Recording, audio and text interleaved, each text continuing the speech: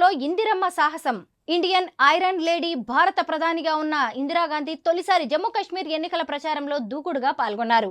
ఆ తర్వాత ఇప్పటిదాకా ఏ ఒక్క భారత ప్రధాని కూడా కశ్మీర్ ఎన్నికల్లో కాలు పెట్టలేదు. 1983 జమ్మూ కాశ్మీర్ ఎన్నికలు.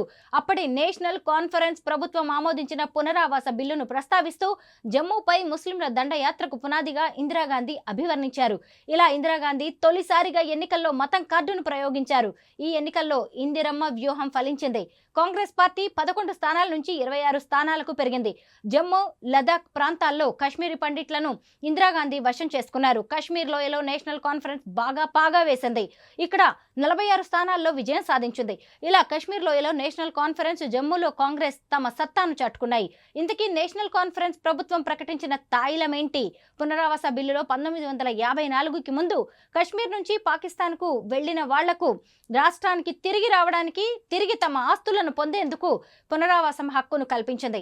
అందుకే పాకిస్తాన్ నుంచి కశ్మీర్కు ముస్లిం దండయాత్రగా ఇందిరాగాంధీ అభివర్ణించారు.